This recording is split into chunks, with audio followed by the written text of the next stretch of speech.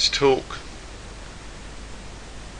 about why the Muslim religion, Islam, is rising so rapidly today versus the traditional Western Christian religion. Now, first of all, let me say I am in fact an agnostic. Here's a nice quote by Clarence Darrow. And so I can kind of look on this a bit dispassionately as an outsider, which I think gives me a valuable point of view. The first thing is that Jesus was originally not meek and mild. He was anything but. He was a complete rebel. But the Roman Emperor, Constantine, saw things about the Christian religion as it existed around about 325 AD that would be very useful. So at that time there were hundreds of different Christian sects, and they had very wildly differing views. So he decided that this was all rubbish. He wanted one official religion for his Holy Roman Empire, and so he convened the Council of Nicaea, and they took all the writings. They took something like 65 books of the Bible. Yeah, there were an awful lot more. They condensed these down, they edited them, and they came up with an officially approved list of what was allowed to be in the Bible. They also decided what was going to be going on, because there was a bit of a contradiction. Was Jesus God? Was God God? Was Mary God? Were they all bits of God, or what? So they came up with this idea of the Trinity, which is much discussed even today amongst Christians. And they formulated the basis of modern Christianity. They declared that a lot of existing Christian sects were heretics, and they had to recant or be killed, basically. And they killed an awful lot of Christians. Now here is what we think of as the Ten Commandments. Now those who know their Bible would know that when Moses came down from the mountain, he actually did have 2 tablets like this, according to the Bible. However, they contained 15 commandments. But when he saw that his people had already broken the 2nd commandment, and they were busy worshipping a golden cow, he decided that he was really angry with them, threw them down. The tablets broke, although how this actually erased the writing on them it doesn't actually say. And then when he went up the mountain again, he came back, and obviously he could only remember 10. And these are the 10 commandments that we know of today.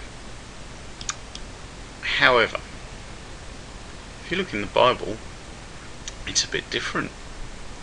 The 10 commandments that are actually in the Bible are not anything about graven images. Thou shalt make thee no molten gods.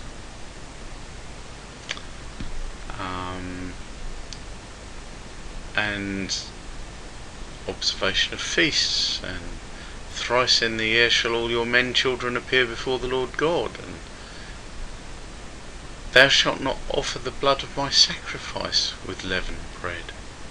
Now, still talking about blood sacrifice, but the Council of Nicaea didn't want anything about this in their creed, because the Council of Nicaea wanted the Christians basically to be fairly meek and mild, terrified of God. Christianity was really designed to be a slave religion, and if you don't believe me, there's a book by an English guy called Bamber Gascoigne called The Early Christians. It was in fact his doctoral thesis, and it goes through all of the things that were actually going on in those times. Now, after the Council of Nicaea, there was a huge emphasis put on hell. And paintings were commissioned all over the world by church leaders to show the people exactly what awaited them if they did wrong.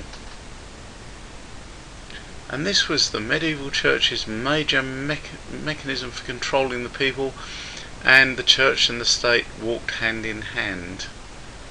In reality, there was very little, if not no difference between the church and politics for an awful long time, right, probably up until the 17th century.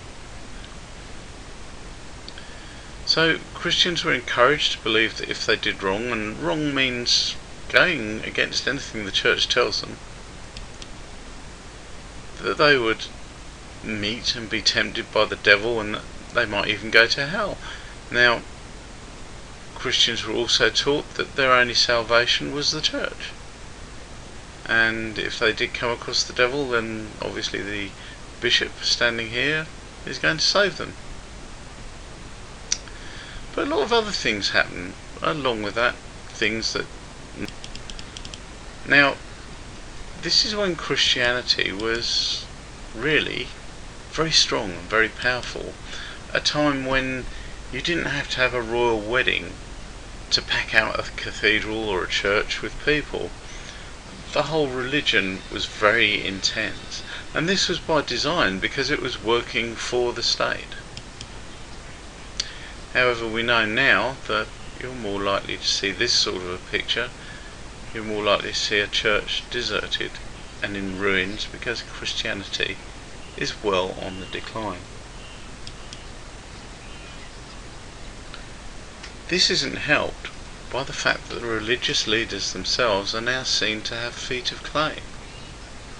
There's been a lot of paedophile scandals in the church.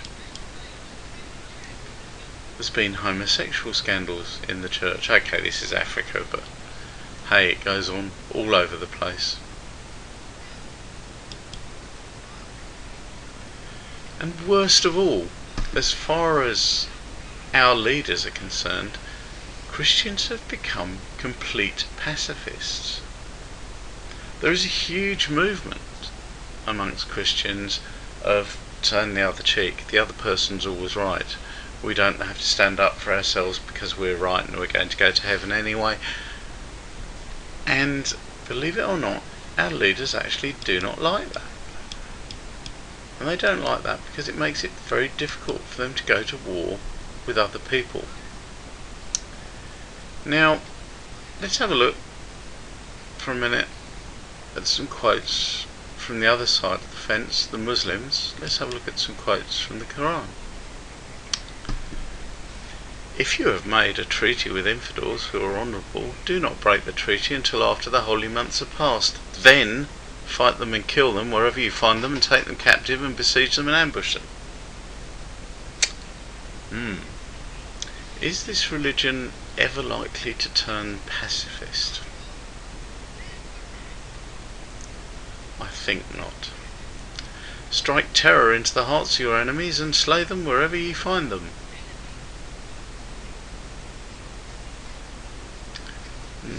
Not very pacifist at all.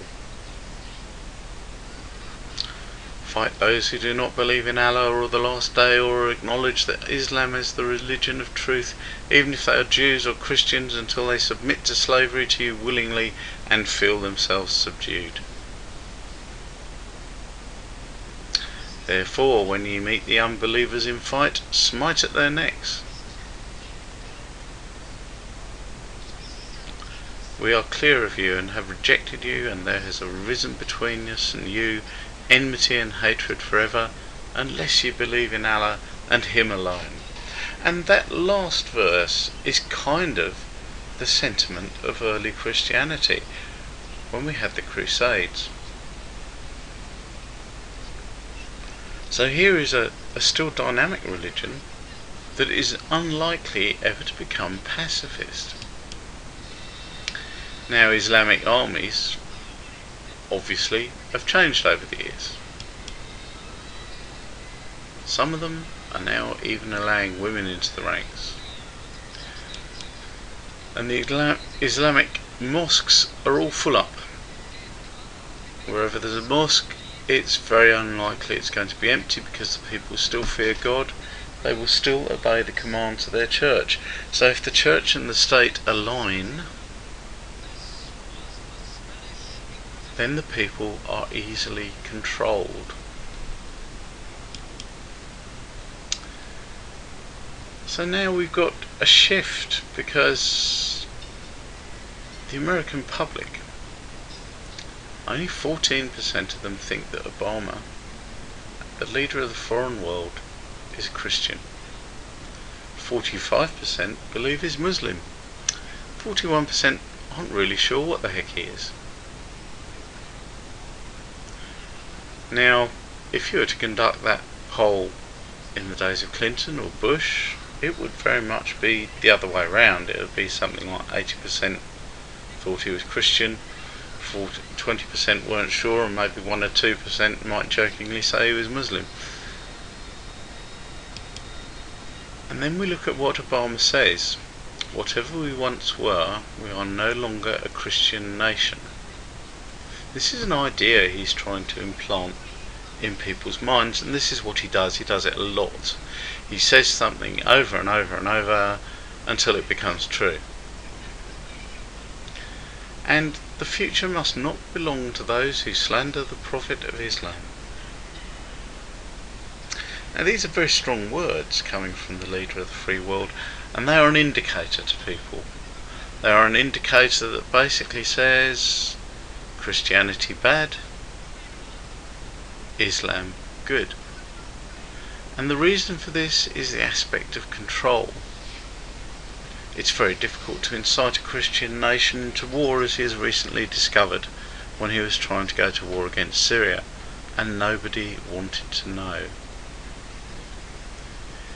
It's very difficult to lead a Christian nation when the people have opinions and they have beliefs that are contrary to your own. And I'm not just talking about religious beliefs, I'm talking about political beliefs. He wants to lead America into becoming a socialist state, and the people don't want it, and Congress don't want it, but he's determined to drag them there. And because there are elements of the Muslim creed which are profoundly socialist in a way that Christianity is not, for example, the concept that you have to actually treat people with respect and so on and so forth, which is never actually stated in the Bible. It's certainly one of the Ten Commandments. He feels that a Muslim nation would be very much easier to control, because the church and the state would be aligned. So